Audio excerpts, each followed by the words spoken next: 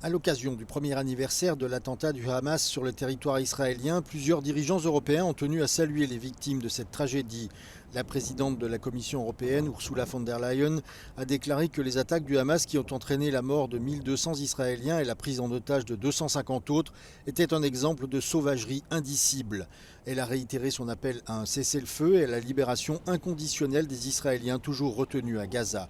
Les autorités israéliennes affirment que près de 100 otages sont toujours en captivité, mais moins de 70 seraient encore en vie. Dans une vidéo publiée sur X, le chancelier allemand a de son côté regretté que tant de souffrances, tant de morts aient eu lieu des deux côtés du conflit. Olaf Scholz a déclaré que le gouvernement allemand continuait à faire pression en faveur d'un cessez-le-feu afin, je cite, que la population civile de la bande de Gaza puisse être mieux protégée. Dimanche, l'armée israélienne a annoncé une nouvelle offensive aérienne et terrestre à Jabalia, dans le nord de la bande de Gaza, où se trouve un camp de réfugiés datant de la guerre de 1948 qui a entouré la création d'Israël. On estime que jusqu'à 300 000 personnes sont restées dans le nord de la bande de Gaza, tandis qu'environ 1 million ont fui vers le sud. La crainte de cette opération israélienne a incité des milliers de personnes à fuir la zone par tous les moyens. Ce dimanche, les autorités palestiniennes ont fait état d'importantes frappes israéliennes à Gaza. L'une d'entre elles contre une mosquée située dans le centre du territoire palestinien a tué au moins 21 personnes selon le ministère de la Santé du Hamas.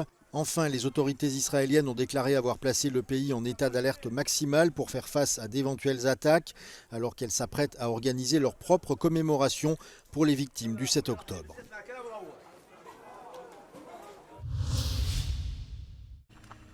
Personne, pas même les Israéliens, ne pensait le Hamas capable de monter une opération d'une telle ampleur.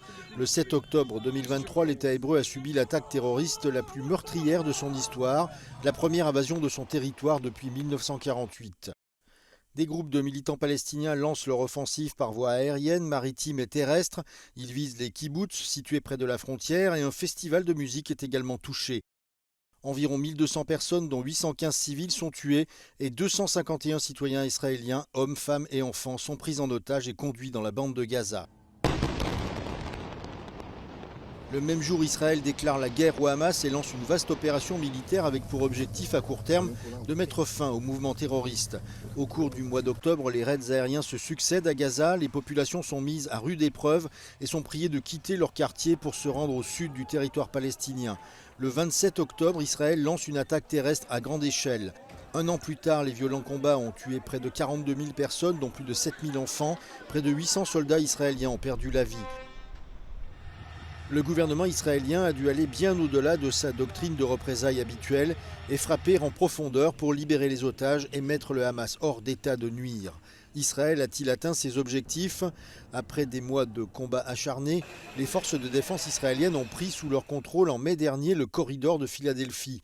Ce secteur est hautement stratégique et s'étend le long de la frontière entre Gaza et l'Égypte, dans la région de Rafah, en vertu d'un accord signé avec le Caire il y a 45 ans. Israël avait besoin de ce corridor pour couper la ligne d'approvisionnement en armes des Palestiniens, contrôler l'arrivée de l'aide humanitaire et détruire les tunnels dont se servent les militants du Hamas pour se déplacer sous la bande de Gaza. Fin août 2024, le corridor a été bitumé et s'est élargi du fait des destructions systématiques par Israël des quartiers environnants. Le 31 juillet, le leader du Hamas, Ismaël Haniyeh, est tué à Téhéran lors d'une attaque imputée à Israël. Mais le Hamas n'a pas disparu pour autant et le gouvernement israélien craint qu'avec l'aide des Iraniens, il ne s'empare un jour de la Cisjordanie. Fin août, l'armée israélienne lance donc des raids antiterroristes dans des villes comme Jénine ou Naplouse, la plus grande opération menée par Israël en Cisjordanie au cours des 20 dernières années.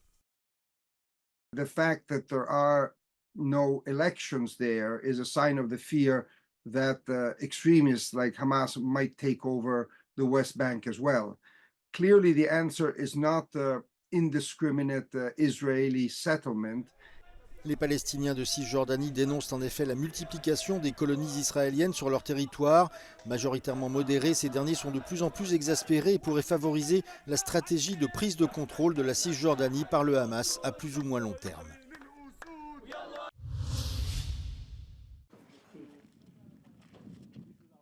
Il y a un an jour pour jour, le kibboutz de Kfar Aza a été visé par l'attaque du Hamas. Plus de 60 habitants de cette petite communauté ont été tués et 17 ont été pris en otage. Shar Schnorman et sa femme ont survécu au massacre. Ils ont décidé de retourner vivre dans le kibboutz malgré le traumatisme. We didn't do what we have to do. Not our government, not our army. And we lost. And we still lost every day. Every day that we fight in Gaza and they say, oh, we killed another terrorist, blew another house, it's not important. D'autres kibboutz ont été attaqués le 7 octobre dernier, comme celui de Nir Oz. 117 de ses 400 résidents ont disparu, tués ou pris en otage. You can see it's a burning house. In the faraway one, couple was getting murdered. And in this one, a family of 5 staying alive. They're still alive? Yeah, it's just a matter of Russian roulette in the end. Dans ces kibboutz, aux allures de villes fantômes, les stigmates des massacres du Hamas sont encore bien présents.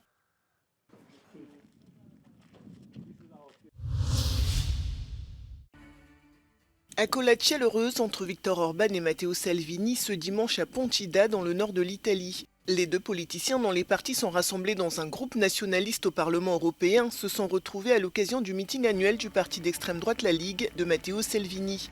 Leur objectif, se poser en défenseur des peuples européens face à une UE qu'ils qualifient d'éco-terroriste et de bureaucratique. Non possono fermare la santa alleanza dei popoli europei che oggi nasce da Pontida.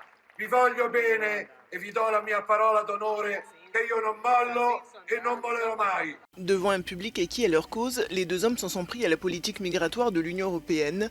Viktor Orban, qui est en froid avec le Parlement et la Commission européenne, a réitéré son refus d'accueillir des migrants et salué les actions de Matteo Salvini. Festeggiamo in Ungheria Salvini come un eroe, perché ha chiuso i confini e ha difeso le case degli italiani. Meriterebbe onorificenza e non procedimenti penali. Ce rassemblement était également l'occasion pour le Premier ministre hongrois d'apporter son soutien à Matteo Salvini face à ses ennuis judiciaires. Matteo Salvini is using this event to raise his profile and gain support after Italian prosecutors requested a 6-year jail sentence for refusing to disembark 147 migrants when he was Interior Minister in 2019. Matteo Salvini launched a petition in his defense, which has garnered around 100,000 signatures so far, with more expected to be collected today. Le verdict de ce procès, qui a débuté en octobre 2021, devrait être rendu dans les prochaines semaines. Servono a fare in modo che gli italiani capiscono cosa vogliono fare con quelle persone qua che vengono in Italia, cosa che vogliono fare. Io dico, è un'invasione, non è un'invasione, però è un momento critico. E Salvini ha fatto quello che doveva fare e l'ha fatto anche benissimo. Matteo Salvini et son parti La Ligue font partie de la coalition de la première ministre italienne Giorgia Meloni. En se rapprochant de Viktor Orban et de son groupe au Parlement européen, il pourrait semer la discorde. Le parti de Giorgia Meloni fait partie d'un autre groupe à Strasbourg, celui des conservateurs. Pour l'instant, elle ne s'est pas exprimée sur ce rapprochement. Un navire turc a quitté Istanbul samedi pour entamer une mission de recherche énergétique au large de la Somalie. Pendant 7 mois, le Ruch Reis collectera des données sismiques afin d'identifier de nouvelles réserves de pétrole et de gaz naturel. Les données seront ensuite envoyées à Ankara pour y être analysées afin d'identifier les sites de forage potentiels. Le navire empruntera le canal de Suez et la mer Rouge avant d'atteindre les eaux somaliennes vers la fin du mois d'octobre. Au début de l'année, les gouvernements turcs et somaliens ont signé des accords d'exploration maritime pour 3 zones offshore. Si le Danemark fait partie des pionniers en matière d'utilisation des outils numériques à l'école, le pays s'éloigne désormais de cette approche. De plus en plus d'établissements adoptent une politique d'école sans mobile qui interdit l'utilisation du téléphone portable aux élèves pendant les heures de classe. At this school in Denmark, pupils are required to leave their phones in a safe during the school day. This pilot program, which started in 2023, has gained support from both parents and teachers and is now a permanent practice. Les enseignants de l'école ont proposé cette mesure après avoir constaté que l'utilisation du téléphone portable nuisait à la concentration des élèves. But a lot of pupils, they actually lost interest in learning, and so we had to do something about it. But a lot of the pupils felt that we took something away from them.